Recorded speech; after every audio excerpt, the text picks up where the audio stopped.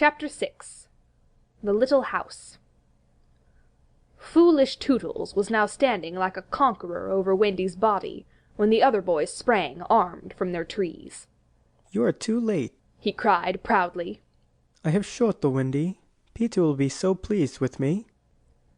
Overhead, Tinker Bell shouted, "Silly ass!" and darted into hiding. The others did not hear her. They had crowded round Wendy, and as they looked, a terrible silence fell upon the wood. If Wendy's heart had been beating, they would all have heard it. Slightly was the first to speak. "This is no bird," he said in a scared voice. "I think this must be a lady." "A lady?" said Tootles, and fell a-trembling. "And we have killed her," Nibs said hoarsely. They all whipped off their caps. "Now I see," Curly said. "Peter was bringing her to us." He threw himself sorrowfully on the ground. "A lady to take care of us at last," said one of the twins. "And you have killed her." They were sorry for him, but sorrier for themselves, and when he took a step nearer them, they turned from him. Tootle's face was very white, but there was a dignity about him now that had never been there before. "I did it," he said, reflecting. "When the ladies used to come to me in dreams, I said, 'Pretty mother, pretty mother.' But when at last she really came, I shot her." He moved slowly away. "Don't go," they called in pity. "I must," he answered, shaking. "I'm so afraid of Peter." It was at this tragic moment that they heard a sound which made the heart of every one of them rise to his mouth. They heard Peter crow. "Peter!" they cried, for it was always thus that he signalled his return. "Hide her!" they whispered, and gathered hastily around Wendy. But Tootles stood aloof. Again came that ringing crow, and Peter dropped in front of them. "Greetings, boys," he cried, and mechanically they saluted, and then again was silence. He frowned. "I am back," he said hotly. "Why do you not cheer?" They opened their mouths, but the cheers would not come. He overlooked it in his haste to tell them the glorious tidings. "Great news, boys," he cried. "I have brought at last a mother for you all." Still no sound, except a little thud from Tootles as he dropped on his knees. "Have you not seen her?" asked Peter, becoming troubled. "She flew this way."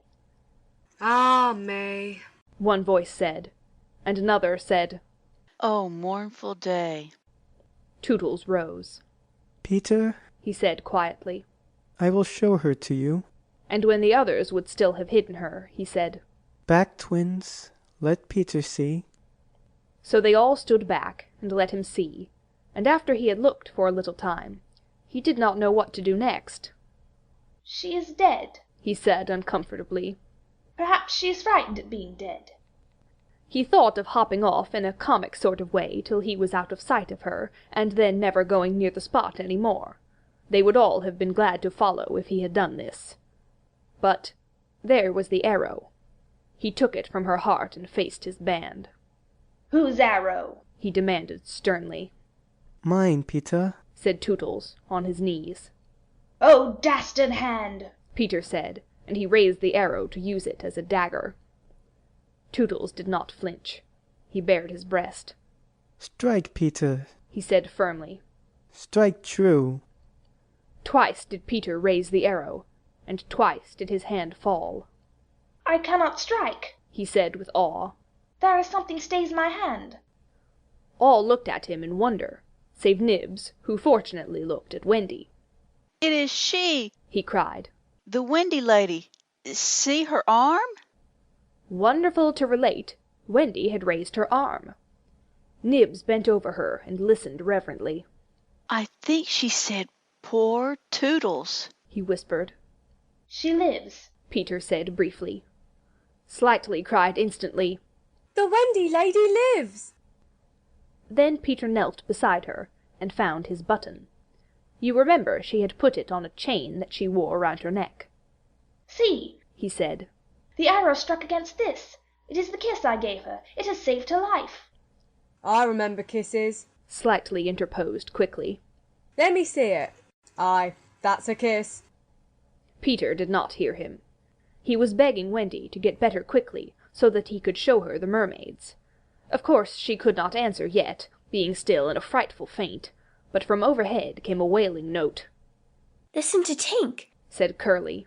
She's crying because the Wendy lives. Then they had to tell Peter of Tink's crime, and almost never had they seen him look so stern. Listen, Tinker Bell, he cried. I am your friend no more. Be gone from me forever. She flew on his shoulder and pleaded, but he brushed her off.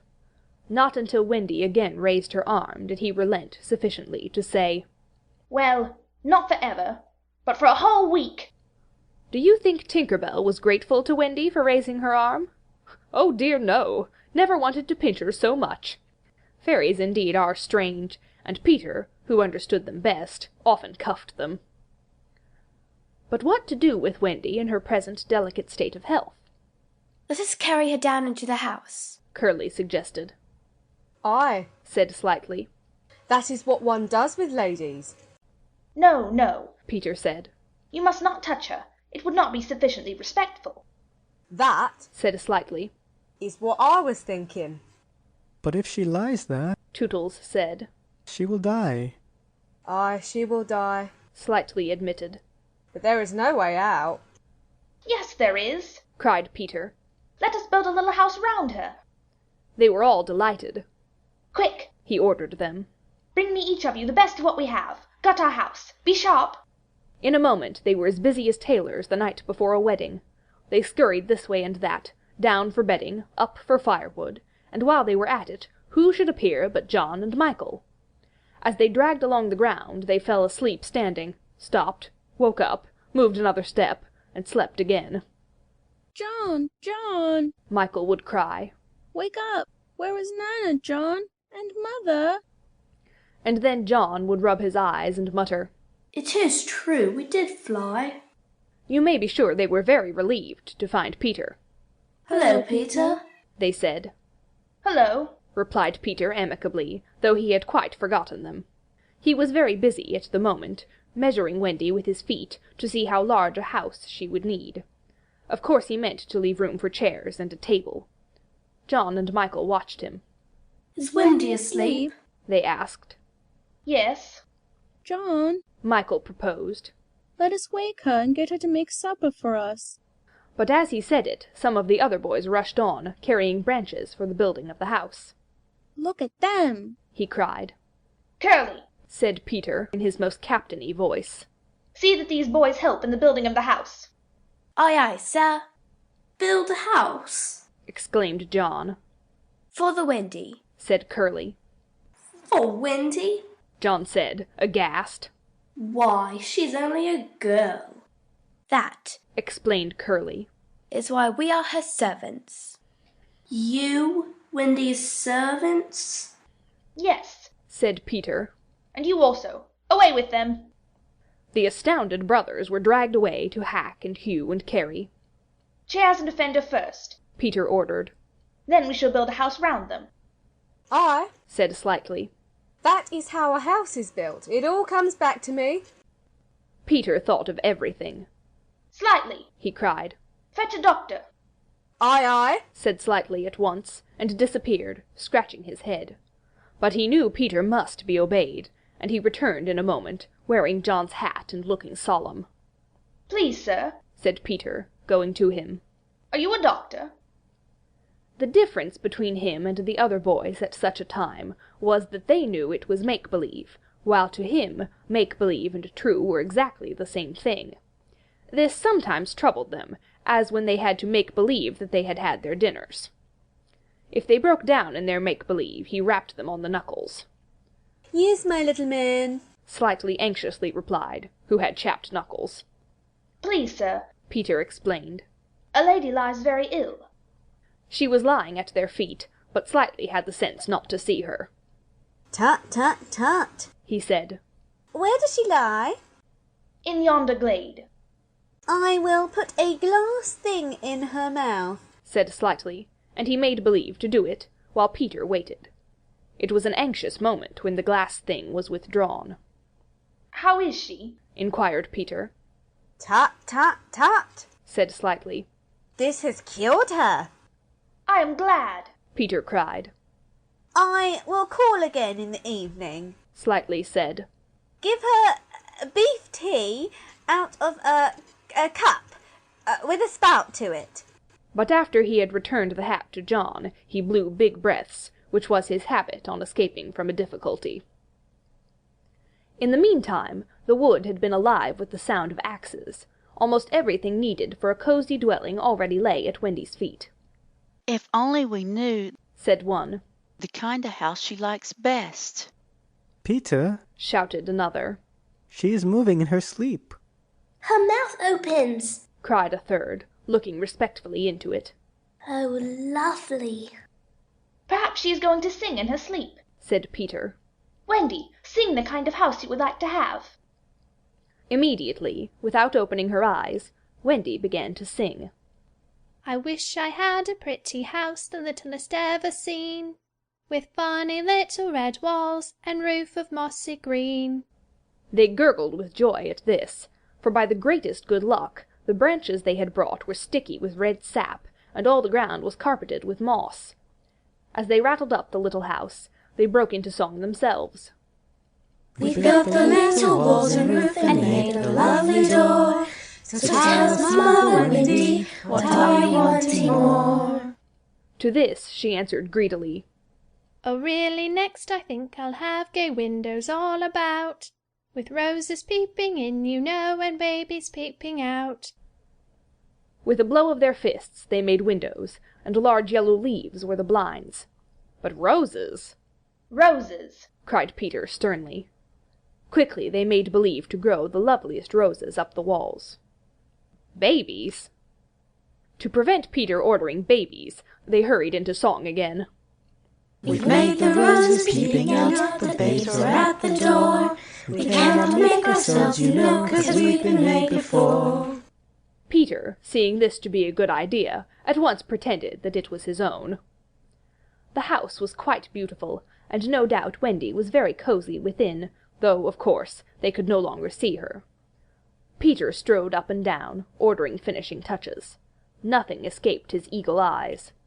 Just when it seemed absolutely finished, there's no knocker on the door, he said. They were very ashamed, but Tootles gave the sole of his shoe, and it made an excellent knocker. Absolutely finished now, they thought. Not a bit of it. There's no chimney, Peter said.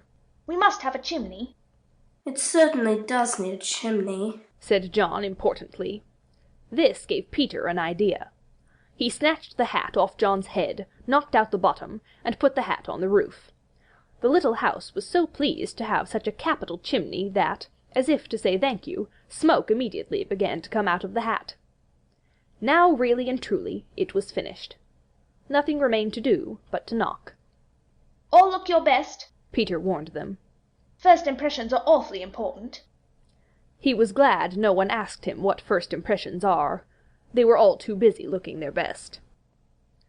He knocked politely, and now the wood was as still as the children, not a sound to be heard except from Tinker Bell, who was watching from a branch and openly sneering. What the boys were wondering was, would anyone answer the knock? If a lady, what would she be like? The door opened, and a lady came out. It was Wendy. They all whipped off their hats. She looked properly surprised, and this was just how they had hoped she would look. Where am I? She said. Of course, Slightly was the first to get his word in. Wendy, lady, He said rapidly. for you we built this house. Oh, say you are pleased. Cried Nibs. Lovely, darling house. Wendy said, and they were the very words they had hoped she would say. And we your children, Cried the twins. Then all went down on their knees, and holding out their arms, cried, Oh, Wendy, lady, be our mother. Ought I? Wendy said, all shining. Course it's frightfully fascinating, but you see I am only a little girl. I have no real experience. That doesn't matter, Said Peter, as if he were the only person present who knew all about it. though he really was the one who knew least. What we need is just a nice motherly person. Oh dear, Wendy said. You see, I feel that is exactly what I am. It is! They all cried. We saw it at once. Very well, She said. I will do my best. Come inside at once, you naughty children. I am sure your feet are damp, and before I put you to bed, I have just time to finish the story of Cinderella. In they went. I don't know how there was room for them, but you can squeeze very tight in the Neverland. And that was the first of the many joyous evenings they had with Wendy. By and by she tucked them up in the great bed in the home under the trees, but she herself slept that night in the little house, and Peter kept watch outside with drawn sword, for the pirates could be heard carousing far away, and the wolves were on the prowl.